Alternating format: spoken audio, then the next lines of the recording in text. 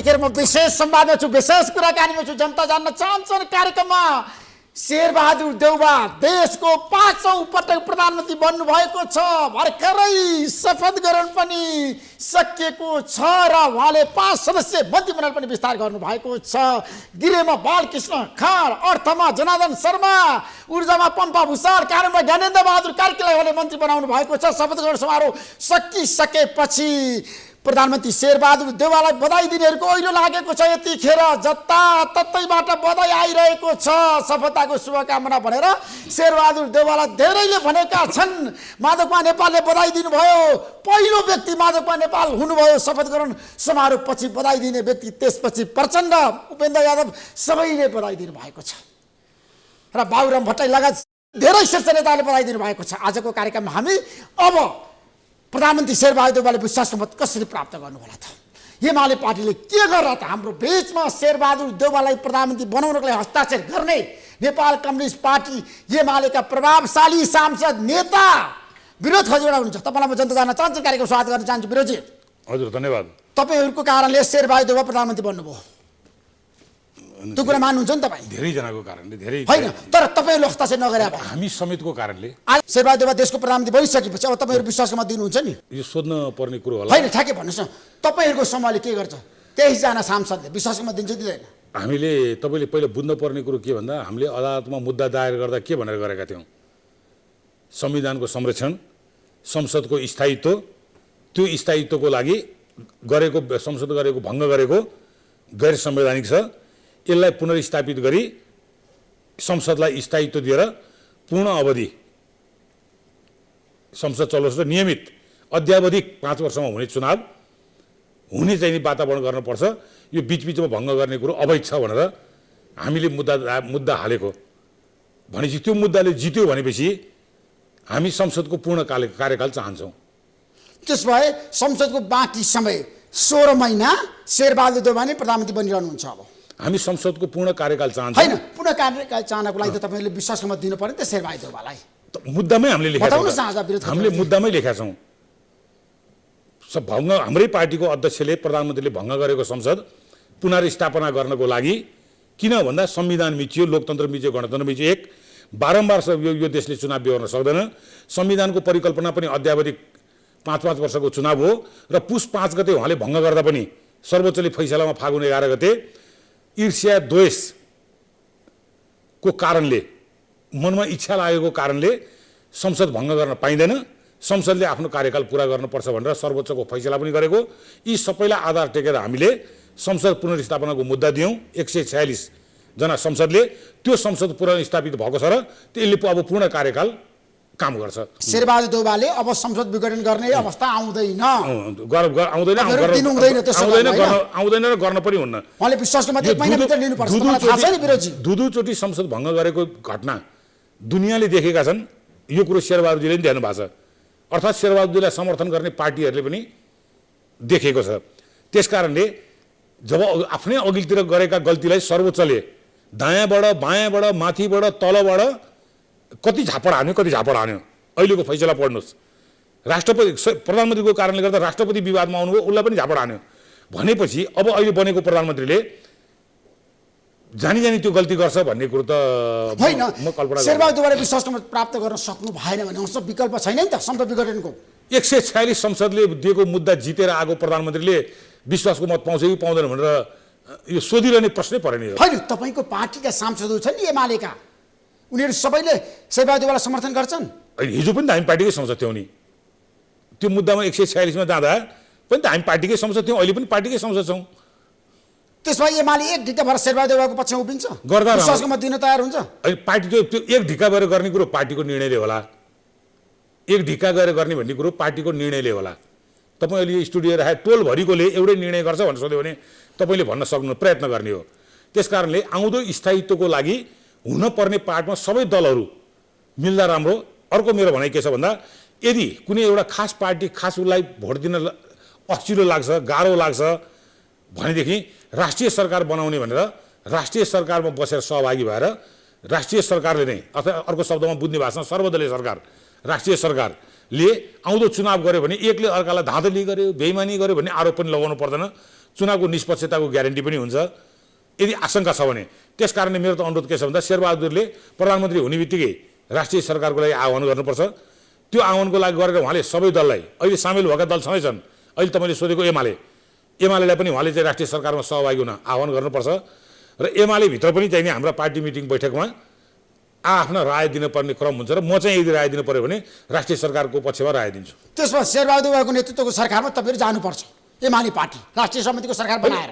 तपाईँको प्रस्ताव तपाईँले त्यो अहिले मैले भने यसरी एउटै चिज म यहाँबाट घर जान्छु भनेपछि स्वत मेरो खुट्टा हिँड्छ नि, तपाईँको खुट्टा हिँडेर जानुहुन्छ भन्नु परेन। गाडी भए म गाडीमा जान्छु, नभए हिँडेर जान्छु। सुन्न, त्यस कारणले राष्ट्रियको सहमतिको सरकारमा सबै दल सहमत भएपछि मेरो एमाले दल सहभागी हुन्छ कि हुँदैन भनेर हामी बहसमा जानु परेन। होइन विरोधजी, मेरो प्रश्न कहाँनिर भन्दाखेरि तपाईँहरूले शेरबहादुरवाला प्रधानमन्त्री बनाउनलाई जसरी हस्ताक्षर गर्नुभएको थियो, आज पनि केपी शर्मा ओलीले प्रधानमन्त्री पद छोड्दाखेरि, सिंहदरबारबाट बाहिरिँदाखेरि तपाईँहरूमाथि कटाक्ष गर्नुभएको छ। 26 जना एमालेका अराजक सांसदहरूले बल पास गरेर शेरबहादुरवाला प्रधानमन्त्री बनाएर रमिता गरे पार्टीभित्र। अब तपाईँको प्रतिक्रिया तपाईँले हेर्नु भएको छ? सम्बोधन तपाईँ यो पनि आउँछ। म अघिल्लो बहसमा पनि मैले तपाईँलाई भनेको थिएँ, शेरबहादुर देउवालाई प्रधानमन्त्री बनाउनलाई हामी मुद्दामा गएको होइन, संसद पुनर्स्थापना गर्नलाई गएको। पुनर्स्थापना भएको भएर अब दोस्रोमा एक पुनर्स्थापना, 2 अब शेरबहादुरजी प्रधानमन्त्री। त्यसपछि शेरबहादुरवाला प्रधानमन्त्री बनाउनु पूर्वानुदेश जारी भएको होइन? होइन, तपाईँले हेर्नु भएको छैन? पहिलो संसद पुनर्स्थापना जारी भएको फैसला पढ्नुहोस्। होइन, फैसला मैले पढेको छु। पक्नु संसद थापाले मसँग भन्नुभएको संसद कसले भनेसम्म मलाई मतलब शेरबहादुरवाला प्रधानमन्त्री नबनाइकन पूर्वानुदेश जारी नभएसम्म यसो गरौँ। शेरबहादुरजीलाई पहिला प्रधानमन्त्री बनाए सडकबाट, अनि अब मैले संसद बनाएँ, अब त संसदको प्रधानमन्त्री बन भनेर भन्यो। पहिला कहाँ हुनुहुन्छ शेरबहादुरजी भनेर प्रधानमन्त्री बनायो, अनि खोइ त संसद भनेर शेरबहादुरजीले खोज्नुभयो, ए संसद यहाँ छ भनेर अनि देखाइदियो। त्यसैले हामी बहस हामी के गरौँ भन्दा पहिला पार्लियामेन्ट नभइकन प्रधानमन्त्री बन्दैन, प्रधानमन्त्री चुन्ने पार्लियामेन्टले हो। त्यस कारणले अहिले पार्लियामेन्ट पुनर्स्थापित भयो। त्यो पुनर्स्थापित र अहिले हामीले पार्लियामेन्टमा किन भोट हाल्नु परेन अहिले भन्दा हामी अस्ति 146 जना लिएर गइसकेका थियौँ। त्यसले हाम्रो पहिलो मुद्दा संसद पुनर्स्थापना गैर संवैधानिक भङ्गलाई इन्कार गर्ने, अनि त्यो संसदले प्रधानमन्त्री दिने क्रममा हामी शेरबहादुरलाई 146 जनाले सपोर्ट गरेकै थियौँ। त्यसपछि आउने प्रक्रिया भनेको यसको कोर्स सिद्धिएको छैन। यो कोर्स पुरा हुनको लागि विश्वासको मत समेत भएपछि यो कोर्स पुरा हुन्छ। अस्तिको मुद्दाको कोर्स कहिले पुरा हुन्छ भन्दा मुद्दा दर्ता, फैसला, शेरबहादुर प्रधानमन्त्री, विश्वासको मत, यसपछि यो कोर्स पुरा भयो। यो कोर्स पुरा भयो। अनि अब तपाईँले अर्को प्रश्न के गर्नुभयो, हामीलाई के असक्षम, अनुशासनहीन अथवा शब्दकोशमा भएका यस्ता शब्द प्रयोग गर्नुभएको छ। शब्दकोशमा धेरै शब्द छ, त्यसमध्ये उहाँले राम्रो शब्द प्रयोग गर्नुभयो। नालायक, बेइमान, अनुशासनहीन अथवा के प्रयोग गर्नुभयो। शब्दकोशका राम्रो शब्द प्रयोग गर्नुभयो। हो, उहाँको यही स्वभावको कारणले गर्दाखेरि 2/3 सरकार, पार्लियामेन्ट, 2/3 जनमत, यो खस्किँदै गएर शेरबहादुरजीले मैले सुने अनुसार शपथ लिइसक्नुभयो। सम्भवतः भोलि उहाँ बालुवाटारबाट निस्किँदै हुनुहुन्छ। मेरो प्रधानमन्त्री हेर्नुहोस्, मलाई कति पीडा भयो होला, म कति चिन्तित होला। अब एकलौटी फेरि कम्युनिस्ट पार्टीको सरकार कहिले बन्ला भनेर मैले फेरि आउँदो चुनावमा मेहनत गर्नुपर्छ। भएको चिज फुत्काइयो। खास गरेर प्रधानमन्त्रीजी र मेरो पार्टी अध्यक्षको घमण्डको कारणले गर्दा गयो। अब मलाई लाग्छ यो घटनापछि किन कुनै पनि चिजमा मान्छेले थप्पड नखाइकन चेतना आउँदैन। बच्चाले आगो नसकिकन पोल्छ भन्ने थाहा हुँदैन, पानीमा डुबेपछि सास फेर्न गाह्रो हुन्छ भन्ने थाहा हुँदैन, यस्ता दौडिँदाखेरि ठक्कर लाग्यो भने लडिन्छ भन्ने थाहा हुँदैन। यस्ता घटनाले थाहा हुने क्रममा एकचोटि मेरो प्रधानमन्त्रीलाई के मनमा पलायो भन्दा यो देशको सबै सहनशाह मै हुँ, मेरा वरिपरि बस्ने सबै बुद्धिहीन छन्, मैले भनेपछि सेना पुलिस परिचालन हुन्छ, यत्रा कर्मचारी, बजेट, सरकार, यो देशमा जहाँ जे भइरहेछ झिङा कमिला गणेउला पनि मेरो इसारा बेगर चल्न सक्दैनन् भने यी मान्छे त झन् कुरै भएन। यो जुन उहाँमा दम्ब पलाएको थियो, हिजोको सर्वोच्चको फैसलाले धेरै ठुलो कुरा एउटा कुरो गरेछ, संविधानभन्दा माथि कोही पनि छैन भनेर स्वयं प्रधान न्यायाधीश आफूलाई पनि संविधानभन्दा मुनि राखेर, प्रधानमन्त्रीलाई मुनि राखेर, सभामुखलाई मुनि राखेर, राष्ट्रपतिलाई मुनि राखेर, त्योभन्दा मुनिका संस्था झन् मुनि भइहाले र उहाँले आफैलाई पनि उहाँले संविधानभन्दा मुनि राखेर फैसला गर्नुभयो। हो, यो सबभन्दा ठुलो कुरो, संविधानभन्दा माथि कोही पनि छैन। अहिले एकचोटि बिचमा बहस के चलाइएको थियो भन्दा राष्ट्रपति त संविधानभन्दा माथि हो। यी सबै चिजलाई चाहिँ गरेको हुनाले अब मेरो अध्यक्षलाई यदि साँच्चीकै कम्युनिस्ट पार्टी बलियो बनाएर जानु छ, पार्टी एकताबद्ध बनाएर जानु छ भने अब उहाँले यो यो यो यो जो चेतना हुन्छ यो हुन्छ। अब पनि हिजो अस्ति जस्तो उहाँले तामझाम गर्ने, दुनियाँ गर्ने, व्यङ्ग्य बाँड गर्ने, घोचपेच गर्ने, संविधान मिच्ने, कानुन मिच्ने यो काम अब मलाई लाग्छ यति होस भएछ। मैले बच्चालाई होसा जस्तै उहाँलाई पनि चढेको घमण्ड भूत चढायो भन्छ कहिलेकाहीँ हाम्रो गाउँघरमा चाहिँ हिजो अस्तिसँग मान्छे राम्रै थियो, अहिले किन यसरी बौलाएर हिँडेछ भने यसलाई भूत चढ्यो भन्छ। त्यो 15-20 दिनमा त्यो भूत उत्रिन्छ, तर उहाँलाई उत्रिनु 3 वर्ष लाग्यो, त्यति मात्रै फरक हो। त्यस कारण मलाई लाग्छ उहाँको भूत अब उत्रियो, उहाँ अब राम्रोसँग उहाँले त आज भन्नुभएको छ केही समय बादल लाग्यो, अब त्यो बादल फाट्ने छ र फेरि सूर्य उदाउने छ, अनि म पलटार फर्किने छु, प्रधानमन्त्री बनेर आउने छु, जनताले मलाई निर्वाचित गर्नेछ। अहिले मलाई अदालतले हटायो तर म जनताको मान्छे हुँ, लोकतन्त्रको लागि लडेको मान्छे हुँ भनेर उहाँले यति विधान बताउनु भएको छ। अनि अहिले बुझेँ उहाँले आफूलाई लोकतन्त्रको लागि लडे भन्नुभयो। अब उहाँ आफ्नो भन्नु स्वाभाविक हो, मैले म लोकतन्त्रको लागि लडेँ भनेको छु। हिजो मात्रै शम्भु थापाले तपाईँसँग गफ गर्दाखेरि ऋषिजी तपाईँ म 62-63 सालमा आन्दोलनमा लड्या, म साथी तपाईँ र म त पुरानो भनेर तपाईँ लोकतन्त्रको लागि लड्या, गिरिजा बाबु लड्या, माधव नेपाल लड्या, झलनाथ खनाल लड्या, खेरबहादुर लड्या, रामचन्द्र लड्या, को प्रचण्ड लड्या, को लड्या। त्यसैले हामी व्यक्ति लोकतन्त्रको लडेका छौँ। यो नेपालभित्रको चाहिँ नि एकजना व्यक्ति चाहिँ लोकतन्त्रको लागि लडेको, अनि अरू सबै चाहिँ नि लोकतन्त्र विरोधी भएर यो लोकतन्त्र आएको होइन। त्यसकारणले यहाँ लोकतन्त्रको पक्षमा लाग्ने सबै पार्टी, त्यो सबै पार्टीका सबै नेता र पार्टी बाहेकका नागरिक समाज, सञ्चारकर्मी अथवा अनेकौँ कर्मचारी क्षेत्रबाट इभेन कानुन उल्लङ्घन गरेर सहयोग भयो, डाक्टरबाट, साहित्यकारबाट भयो। त्यस कारणले लोकतन्त्रको लागि लड्ने म भन्ने कुरो भएन, जेल बस्ने कुरा पनि भएन। 20 वर्ष जेल बस्ने मोहनचन्द्र अधिकारी यही हुन्छ, जिउँदै हुनुहुन्छ। जेल बसिया हिसाबबाट नेता र प्रधानमन्त्री हुने भए हाम्रो पार्टीको जनताले हटाएको होइन, केपी शर्मा ओलीको भनाइ छ। मलाई त अदालतको पूर्वादेश आदेशले हटाएको होइन, जनताले हटाएको। जनताले हटाएको कसले भनेको मलाई मतलबै भएन भने मलाई व्यक्तिमा जान्दैन नि। म 149 जना प्रतिनिधि जनताले चुनेका प्रतिनिधि राष्ट्रपतिमा गएको, 146 जना सर्वोच्चमा गएको जनताले चुनेका प्रतिनिधि, म विरोध खतिवटा सहित जनताको प्रतिनिधित्व संसदीय व्यवस्थामा उबाट हुन्छ, के भन्छ, चुनाव र मतबाट हुन्छ। अनि संसदमा फेरि जनताको प्रतिनिधि धेरै जो आउँछ त्यो जनताको धेरै आएको प्रतिनिधि फेरि आफ्नो प्रतिनिधि छान्छ प्रधानमन्त्री। उहाँ त्यसरी प्रधानमन्त्री भएको हो। मेचीदेखि महाकालीकोले भोट हालेर प्रधानमन्त्री भएको हो भन्ने ढङ्गले जुन भ्रम छर्न खोजिँदैछ त्यो गलत कुरो हो। त्यो अब शेरबहादुर देउवा प्रधानमन्त्री बनिसक्नु भएको छ, उहाँले शपथ ग्रहण पनि गरिसक्नु भयो। अब तपाईँहरूसँग शेरबहादुर देउवाको आत्मीयता छ, सहकार्यको कति सम्भावना छ, ठ्याक्कै भन्नुहोस्। सबैसँग यो अहिले पार्लियामेन्ट्री अभ्यासमा आएपछि यो दुश्मन, यो शत्रु, यो मित्रु भन्ने नै हुँदैन। हाम्रै एमाले अहिले तपाईँले भनेको हाम्रै केपी शर्मा ओलीले, हाम्रै माधव नेपालले प्रचण्डलाई प्रधानमन्त्री बनाउनु भोट हाल्नुभयो। प्रचण्ड खराब थियो भने किन हाल्नुभयो? शेरबहादुरलाई बनाउनु भोट हाल्नुभयो, खराब थियो भने किन हाल्नुभयो? गिरिजालाई बनाउनु भोट हाल्नुभयो, खराब थियो भने किन हाल्नुभयो? अब अझ जाने हो भने त भन्न मलाई मन लाग्दैन। सूर्यबहादुर थापा र लोकेन्द्र बहादुर चन्दलाई भोट हाल्नुभयो, किन हाल्नुभयो? अनि भोट लिनुभयो, बेइमानको त भोट पनि लिनु हुन्न नि। मधेसवादी दलहरूको भोट किन लिनुभयो? हाम्रो प्रधानमन्त्रीले, शेरबहादुरजीले मधेसवादीको भोट किन लिनुभयो? प्रचण्डले किन लिनुभयो? माधव नेपालले किन लिनुभयो? हो, त्यस कारणले यस्ता प्रोपोगन्डा गर्ने कुराहरू म चाहिँ यसको सख्त विरोधी। म त्यही चिज आफूले खाँदा अमृत, त्यही चिज अर्कोले खायो भने बिख। राजनीतिमा यो हुँदैन। आफूले त्यही प्रचण्डसँग भोट लिँदा चाहिँ नि महान क्रान्तिकारी, अहिले प्रचण्ड आफूसँग अलिकति पर गएर शेरबहादुरलाई भोट दियो भने चाहिँ त्यो चाहिँ नि ज्यानमारा हुन्छ, त्यस्तो हुन्छ कहीँ? हुँदैन।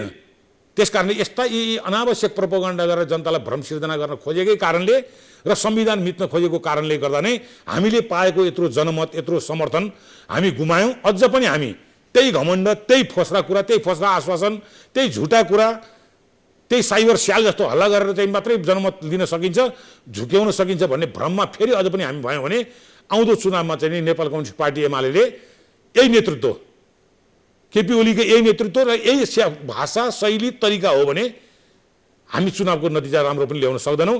त्यस कारणले हामीले कि शैली परिवर्तन गर्नुपर्छ कि नेतृत्व परिवर्तन गर्नुपर्छ। बस तपाईँहरू नेतृत्व परिवर्तन गर्न सक्नुहुन्छ? केपी शर्मा ओलीलाई विस्थापित सामान्य कुरो हो नि त्यो। तपाईँहरूको योजना छ, रणनीति छ? रणनीति बताउनुहोस्, जनता जान्न चाहन्छ। यो आवश्यक छ भने मैले रणनीति कार्यनीति भने त बैठक हुँदै जान्छ। बैठकको भावनालाई उहाँले बुझ्नुपर्छ। बैठकमा धेरै सदस्यले तपाईँ सक्षम योग्य तपाईँले गरेका काम राम्रो छ अब पनि यस्तै गर्दै जानुहोस् भने बसिरहेको हो होइन। बैठकमा धेरै सदस्यले तपाईँबाट काम भएन, तपाईँकै नेतृत्वमा चुनावमा जाँदाखेरि हामीले अब चुनाव जित्ने सम्भावना छैन भनेर चाहिँ आफ्नो पार्टीका नेतृत्वले साथीहरूले भने त्यस्तो स्थिति हो भने म साइड लाग्छु, पार्टी चाहिँ जित्नुपर्छ। मेरो कारणले पार्टी हार्नु छोड्नु होला सजिलै। कुनै सामान्य कुरो यो कुन ठुलो कुरो भएर पार्टी उहाँले बारम्बार के भन्नुहुन्छ मेरो अध्यक्षले भन्दा मलाई सर्वोपरि भनेको देश, सर्वोपरि भनेको पार्टी, सर्वोपरि भनेको गणतन्त्र, सर्वोपरि भनेको विधिको शासन, म त्यसको लागि र झन् मेरो पार्टीको लागि यत्रो अवधि मैले आन्दोलन 50 वर्षको आन्दोलन गरेको मेरो पार्टीको लागि हित हुने काम म जे पनि गर्छु भन्न तयार हुने मान्छेले उस्तै परि हामी भन्छौँ पार्टीको लागि ज्यान दिन तयार छौँ, पार्टीको लागि ज्यान दिन तयार छौँ भन्छौँ भने जाब हो अध्यक्ष छोडेर यो पार्टीको हित हुन्छ। त्यसमाथि सर्वोच्चले डन्डा लगाइरहेछ, अनेकौँ गरिरहेछ, हरेक निर्णय खारेज भएको छ, जनतामा अलोकप्रियता बढेको छ, हिजोको उहाँको राम्रो छवि खुस्किएको छ। अब पैसा तिएका र भाडामा ल्याएका मान्छेले अब जिन्दाबाद भन्ने बाहेक आम जनमतले भन्न छोडेको छ। यो स्थिति त उहाँ कहाँ पुगेको होला नि त।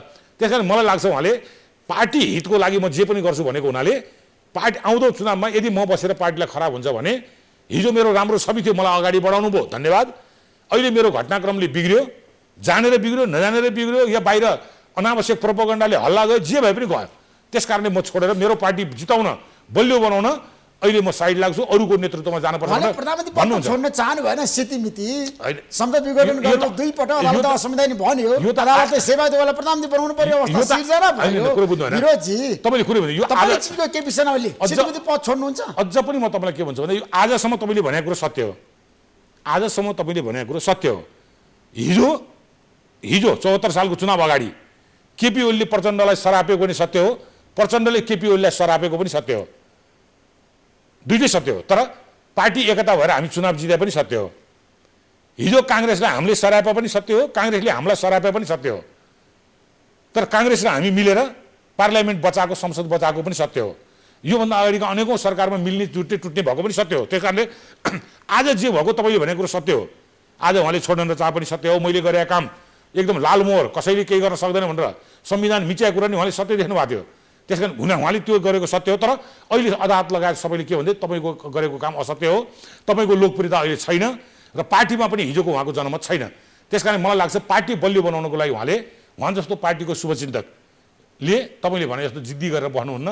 तर उहाँले आज भन्नुभएको छ राष्ट्रको नाममा सम्बोधन गर्दै जाँदै सिंहदरबार बाहिरिँदै भन्नुभएको छ मैले जति काम कुनै पनि प्रधानमन्त्रीले गरेन, मैले ऐतिहासिक काम गरेँ भनेर उहाँले दाबी गर्नुभएको छ। यो हरेक प्रधानमन्त्री पुरो मिल्दैन, हरेक वर्ष हामी भन्नुहुन्छ तपाईँको पार्टीले कसरी मूल्याङ्कन गरेको छ? म भन्छु त हरेक प्रधानमन्त्रीले आफू बसेको कार्यकालमा नयाँ काम गर्छ। 40 किलोमिटर सडक छ भने 5 किलोमिटर गरेर 45 किलोमिटर बनाउँछ। एउटा प्लेन थियो भने 2टा प्लेन गराउँछ। 4वटा हेलिकप्टर थियो भने 5वटा गराउँछ। 10वटा क्याम्पस थियो भने 12वटा बनाउँछ। 20वटा अस्पताल थियो भने 22वटा बनाउँछ। यो हरेक प्रधानमन्त्रीले गर्छ। 1000वटा सिँचाइ आयोजना थियो भने 1200वटा बनाउँछ। 15वटा एयरपोर्ट थियो भने 20वटा बनाउँछ। नत्र 5 वर्ष के काम गर्ने त? 5 वर्ष के काम गर्ने? 5 वर्ष बस्दाखेरि त 5 वर्षको बजेट, देशको बजेट प्रधानमन्त्रीले खर्च गर्ने हो। त्यो खर्च गर्दा त केही न केही, एक तला घर थियो भने विद्यालय थियो भने 2 तला हुन्छ। म भए बेलामा 2 तला हो भने पहिलो तला हुने म भए बेलामा पहिलो तला हो भन्छ। अर्कोले म भए बेलामा जमिन किनी भन्छ। एउटाले जमिन किनी भन्छ, अर्को प्रधानमन्त्रीले तला थपी भन्छ, अर्कोले 2 तला थपी भन्छ, अर्कोले के भन्छ मैले रङरोगन लगाएँ भन्छ, अर्कोले 10 क्लाससम्म थियो 12 कक्षा पुर्याएँ भन्छ। अर्थात् यो प्रगतिशील समाजमा हरेक वर्ष हरेक अवधिमा उन्नति भइरहेको हुन्छ र प्रत्येक आउने प्रधानमन्त्रीले त्यही उन्नतिलाई भन्ने हो। उहाँले भन्नुभयो अब अर्को आउने प्रधानमन्त्रीले फेरि हिजोको सरकारको भन्दा यति काम गरी भन्छ। अर्को चुनावपछि आउने प्रधानमन्त्रीले यति थियो यति गरी भन्छ। हो यो सामान्य कुरो हो। त्यसकारण कसैले हल्ला गर्छ, हल्ला गरेर प्रोपोगन्डा गरेर भ्रममा पार्न खोज्छ। कसैले यो नियमित कार्य हो, कुन ठुलो कुरो भएर पोहोर साल 1000वटा पुल थियो अहिले 1200 भयो। अहिले 1200 भए पुल अर्को वर्ष 1400 हुन्छ, अर्को वर्ष 1600 हुन्छ, अर्को वर्ष 2000 हुन्छ। कुन यो सामान्य कुरो हो। अब मलाई तपाईँले चाहिँ सिधा प्रश्न उत्तर दिनुहोस्। माधवमा नेपाल समूह शेरबहादुर देउवाको नेतृत्व सरकारमा सहभागी हुन्छ हुँदैन? म ठ्याक्कै भन्छु तपाईँलाई, ठ्याक्कै चिन्तै नगर्नु, ठ्याक्कै भन्छु म। हो त्यस कारणले चिन्ताको विषय चाहिँ के हो भन्दा हामीले राष्ट्रियताको सवालमा के गर्यौँ, हामीले जनजीविकाको सवालमा के गर्यौँ, हामीले मजदुरको पक्षमा के गर्यौँ, किसानको पक्षमा के गर्यौँ, हामीले कृषि उत्पादन कति बढायौँ, उद्योग धन्दा कति बढायौँ, हाम्रो वैदेशिक ऋण कति घट्यो, वैदेशिक व्यापार कति घाटा कम हो, यी यस्ता यस्ता चिजहरू मूल्याङ्कनका विषय हुन्। मूल्याङ्कन गरिबी हामीले कति घटायौँ, यो चाहिँ मूल्याङ्कनको विषय। पुलको गिन्ती, स्कुलको कोठाको गिन्ती गर्नु। अब अर्को कुरो तपाईँले के भन्नु, माधव नेपाललाई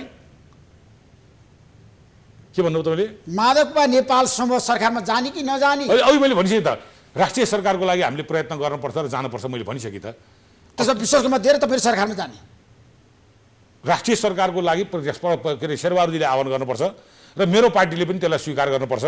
किन त्यो स्वीकार गर्न किन आवश्यक छ भन्नुहुन्छ भने, भोलि अनावश्यक तनाव लिने किन, धाँधली गर्यो, एकलौटी चलायो, हामीलाई पेल्यो, हामीलाई ठेल्यो किन भन्ने।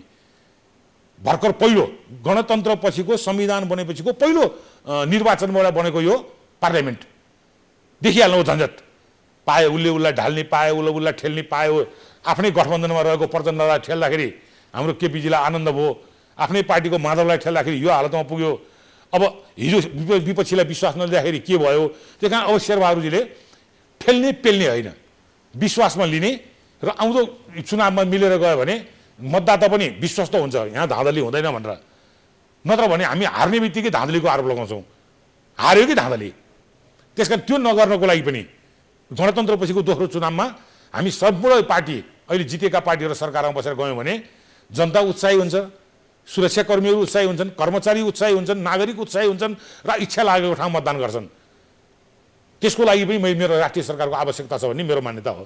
त्यसो भए विरोधी, अहिलेको अवस्थामा तपाईँले जुन कुरा बताइरहनु भएको छ, तपाईँको पार्टीको नेपाल कम्युनिस्ट पार्टी एमालेको कुरा गर्दाखेरि अब केपी शर्मा ओली र माधवपा नेपालको बेचमा एकता, सहमति र सहकार्य कति सम्भव छ? यो मैले बहुदलीय पोलिटिक्समा पार्लियामेन्टमा कुन सम्भव कुन असम्भव भन्ने कुरै भएन। अहिले प्रचण्डजी र केपी कमरेडको एकता हुनसक्छ, सहकार्य हुनसक्छ, आउँदो चुनावमा हामी गठबन्धन गरेर जान सक्छौँ। होइन, काङ्ग्रेस र माओवादीको गठबन्धन हुनसक्छ, हाम्रो मधेसवादी पार्टी। मैले भन्नु खोजेँ, मैले भने यता र उता भन्नु खोजेँ, मैले जे पनि हुनसक्छ। राजनीतिमा तपाईँको चाहिँ मान्छेले गल्ती रियलाइज गरेपछि धन्यवाद भनेर त्यो अँगालो हाल्नु त राम्रो कुरो हो नि। होइन, केपी शर्मा ओलीसँग माधवपा नेपालको कुरा मिल्छ? नमिल्ने कुरो के छ? यत्रो जिन्दगीभर पार्टीमा सँगै काम गरेर नमिल्न पर्ने कारण के छ? आफूले त्यो छ बुझेँ, कयौँ दूरी छ, कयौँ चोटि झगडा छ, होइन अविश्वास पनि छ, दूरी पनि छ, धेरै कुरो सुधार्नु पनि पर्ने छ। तर के भन्दाखेरि भने असम्भव कुरो केही छैन। यो त व्यक्तिको चाहिँ नि झगडा होइन नि, यो त विधि र पद्धतिसँगको हाम्रो लडाइँ हो। त्यो विधि र पद्धतिमा केपी ओली आउँछु भन्ने बित्तिकै सिद्धियो। तर आज प्रधानमन्त्रीको शपथ ग्रहण समारोहमा निवर्तमान प्रधानमन्त्री केपी शर्मा ओली जानु भएन। त्यो उहाँको इच्छाको कुरो होला। तर डेमोक्रेसी जुन जनवाद भन्छ र मदन भण्डारीको बहुदलीय जनवादले पनि यो भन्दैन। किन उहाँ जानु भएन म जान्दिनँ, सन्चो भएन कि बिसन्चो हो कि अनेक कुरो हुनसक्छ, थाहा नपाएको कुरो बोल्नुहुन्न, तर जानु पर्थ्यो। अब नजानुको कारण उहाँले भोलि स्पष्ट पार्नु होला या तपाईँहरूले भेट्दाखेरि सोध्नु होला, स्पष्ट पार्नु होला, जानु पर्थ्यो। अब भोलि उहाँ फेरि प्रधानमन्त्री बन्दाखेरि उहाँलाई चाहिँ धन्यवाद दिने अथवा चाहिँ त्यो समारोहमा कोही पनि आइदिएन, राष्ट्रपतिले प्रधानमन्त्री नियुक्त गर्ने, उहाँ यो दुईजना टग्रक्क, त्यहाँ प्रधान न्यायाधीश आएन, त्यहाँ सभामुख आएन, त्यहाँ अर्को त्योभन्दा अगाडिको प्रधानमन्त्री आएन, त्यहाँ सुरक्षा निकायका प्रमुखहरू आएनन्, त्यहाँ संवैधानिक आयोगका प्रमुखहरू आएनन्, अर्थात् आउनुपर्ने मान्छे आएनन्, राष्ट्रिय सभाको अध्यक्ष आएनन् भने उहाँलाई कस्तो होला भने चाहिँ अहिले हुने प्रधानमन्त्रीलाई पनि त्यही हो, भोलि हुनेलाई पनि त्यही हो। त्यस कारण एउटा त हाम्रो प्रजातान्त्रिक पद्धतिले एउटा सिस्टम बसाएको छ, जित्नेलाई हार्नेले हात मिलाएर हिँड्ने। एउटा जाने प्रधानमन्त्रीले आउनेलाई स्वागत गरेर जाने, आउने राष्ट्रपतिलाई जाने राष्ट्रपतिले स्वागत गरेर जाने, आउने विभिन्न निकायका प्रमुखलाई अर्को आउनेले गरेर जाने। यस्तो चिज उहाँबाट किन यो छुट्यो त्रुटि भयो म भन्न सक्दिनँ। सोचेर जानेर गरे भए ब्लन्डर मिस्टेक हो, होइन विभिन्न कारणले गर्दाखेरि चाहिँ नि उहाँ जानु नभ्याउनु भएको हो। त्यो कारणमध्ये अनेकौँ कारण हुन सक्छन्, त्यो हो भने चाहिँ नि उहाँले नै भन्नु होला। त्यसो भए मलाई के बताउनुहोस् भन्दाखेरि अब सबैको ध्यान छ यो देशको राजनीतितिर, जसै तपाईँहरू लाग्नुभयो नि, होइन आज नेताप्रति जनताको वितृष्णा छ। जनताले भन्न थालेका छन् तपाईँहरू जहिले पनि झगडा गर्नुहुन्छ, सरकारमा पुग्नुहुन्छ, व्यक्तिगत लाभको मात्रै कुरा गर्नुहुन्छ, जनताको बारेमा तपाईँहरू कहिले पनि कुरा गर्नुहुन्न। तपाईँले हेर्नु भएको छ त्यसको राजनीतिमा, कार्यकर्ताको गुनासो सुन्नु भएको छ नि, जनताको पीडा तपाईँलाई थाहा छ नि, अहिले जनताले खोप पाएका छैनन्। अब शेरबहादुर देउवाको नेतृत्व सरकारले गर्नुपर्ने काम के हो? पहिला कुरो त अहिले आमुने सामुने भएको कोरोनाको लागि व्यवस्थित ढङ्गबाट यतिभित्र यसरी यो योजना अन्तर्गत यतिभित्र म सम्पूर्णलाई खोप लगाउँछु भनेर पहिलो प्रतिबद्धता जाहेर गर्नुपर्छ। एक, देशमा रहेको भ्रष्टाचार र करप्सन जुन छ त्यो पार्ट फेरि यो सरकारमा पनि देखियो भने यो जनतालाई रुचिकर हुँदैन। यद्यपि जसलाई जो विचार जनता भने विचाराउने हो, हेर्नुहोस्, जसलाई रुचिकर भए पनि नभए पनि भोट हाल्नुपर्छ यसलाई नै। जति उफ्रे पनि जति गराए पनि यही काङ्ग्रेसलाई, यही कम्युनिस्टलाई, यही एमालेलाई, यही माओवादीलाई, यही मधेसवादी दललाई भोट हाल्नुपर्छ। त्यो एउटा एक किसिमको बाध्यताको कुरो आफ्नो नाममा छ। तर जनताले दण्डित चाहिँ गर्छ, विद्रोह पनि गर्छ। त्यसकारणले अब बन्ने सरकारले पहिलो प्राथमिकता कोभिडलाई दिनु पर्यो। दोस्रो प्राथमिकता आर्थिक स्थिति क्षतविक्षत भएको छ त्यसलाई उकास्ने काम गर्नु पर्यो। उद्योग धन्दाहरू बन्द भएका छन् त्यसलाई सब्सिडी दिएर कसरी अगाडि बढाउने त्यो बढाउनु पर्यो। कृषि उत्पादनहरू ध्वस्त भएका छन् त्यसलाई ध्यान दिनु पर्यो। त्यसपछि आउँदो राजनीतिक गतिविधि अस्थिर होइन स्थिर बनाउन सबैसँग सबै दलसँग सहकार्य गर्नु पर्यो। सके सरकारमा सहभागी भएर, नसके सहयोग गरेर बाहिरबाट सहयोग गर्न सकिन्छ। सरकारमै जानुपर्छ भन्ने छैन। त्यो ढङ्गबाट जानु परेर आउँदो 15-16 महिनामा शान्तिपूर्ण र निष्पक्ष निर्वाचन गराउने प्रत्याभूतिसहित र जनतालाई पनि निर्वाचनप्रति आशा जगाएर अब कुनै यो रोग व्याधको डर छैन भन्ने ढङ्गबाट आशा जगाएर जाने काममा चाहिँ यो सरकार अग्रसर हुनुपर्छ।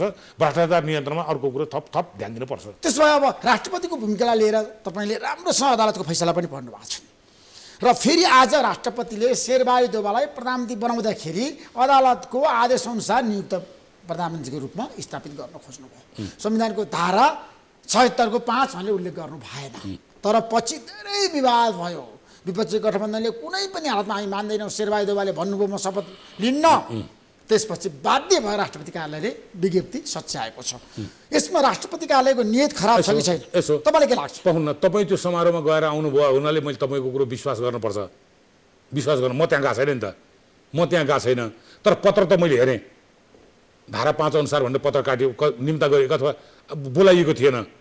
त्यसकारणले योभन्दा अगाडि हरेक प्रधानमन्त्रीलाई संविधानको यो धारा बमोजिम प्रधानमन्त्री बनाए। किन 5वटा धारा छ, 4वटा धाराको प्रधानमन्त्री बन्छ। तपाईँलाई 1 अनुसारको प्रधानमन्त्री बनाइएको छ, तपाईँलाई 2 अनुसारको बनाइएको छ, तपाईँलाई 3 अनुसारको बनाइएको छ, अहिले 5 अनुसार हो भनेर 5 अनुसार तपाईँलाई प्रधानमन्त्री बनाउनलाई आउनुहोस् भनेर भन्न पर्ने हो।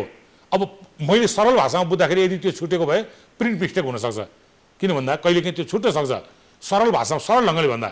अब तपाईँले त्यहाँ के जोडिदिनु हो, गएर विपक्षी गठबन्धन शेरबहादुरले शपथै खान्न भन्यो, त्यसपछि ठेलेर पेलेर बल्ल धारा 5 अनुसार शपथ, उपधारा 5 अनुसार शपथ ग्रहणलाई बल्ल मानेपछि शपथ ग्रहणको भयो भन्ने तपाईँले भन्नुभयो। यदि त्यो हो भने राम्रो होइन। गल्ती भएको देखाइदिएपछि सरी भने एउटा लेटर चिठी टाइप गरेर तुरुन्त दिनुपर्ने हो। यदि गल्फत्ती नै केही गरे हो भने चाहिँ नि 2.5 घण्टा पछि चाहिँ शपथ ग्रहण भयो। त्यो चाहिँ कारण के रहेछ भन्ने कुरो बैठक राष्ट्रपति निवासमै बस्नु पर्यो। हो, त्यसको पछाडि चाहिँ के हुन्छ भन्दा नियत अथवा उद्देश्य हुन्छ। त्यो उद्देश्य के हुनसक्छ भन्ने कुरो चाहिँ म भोलि मात्रै भन्न सक्छु। किन भन्दाखेरि भने त्यसले पर्न सक्ने कानुनी सम्भावित दृश्यहरू के हुन् त्यो विश्लेषण गरेर म तपाईँलाई भन्न सक्छु। छुटेको कुरो देखाएपछि सुधार्नु पर्थ्यो, जबरजस्ती गरेर भनेपछि मात्रै सुधारे हो भने त्यो ठिक होइन। त्यसमा राष्ट्रपतिमाथि महाभियोग लगाएर हल हटाउन सकिन्छ कि सकिँदैन? अनि संविधान कानुनले लेखेको नेपालको संविधान अनुसार तपाईँ कुरै बुझ्नु, संविधानले लेखेको कुरो किन सोधिरहनु भएको मैले बुझिरहेको छैन। भन्नुहोस् न स्पष्ट। संविधानमै प्रचण्डले मसँग भन्नुभएको छ जनता जान्न चाहन्छन् कार्यक्रममा राष्ट्रपति राजीनामा दिनुपर्छ, होइन महाभियोग ल्याएर हटाउन सकिन्छ। म यहाँ छु मलाई प्रचण्डले के भन्नुभयो, केपीले के भन्नुभयो, माधवजीले के भन्नुभयो भने मैले भनेको कुरो सुन्नु न, संविधानमा व्यवस्था भएका सबै चिज गर्न सकिन्छ। तर त्यो कुन बेला गर्ने, कहिले गर्ने, त्यसको लागि त्यो सम्पूर्ण पक्षहरू म्याच्योर्ड भयो कि भएन, तत्कालीन आवश्यकता हो कि होइन, यो हो भने सबै कुरो संविधानले व्यवस्था गरेको कुरो सबै चिज गर्न सकिन्छ। तर राष्ट्रपति संविधान सम्मत हिँड्नु भएन भने महाभियोग प्रस्ताव ल्याएर हटाउन सकिन्छ। राष्ट्रपति मात्रै किन हो, म हिँड्यो भने मलाई मान्यबाट निकाल्न सकिन्छ। राष्ट्रपतिको कुरो किन जानु, प्रधानमन्त्रीमा किन जानु?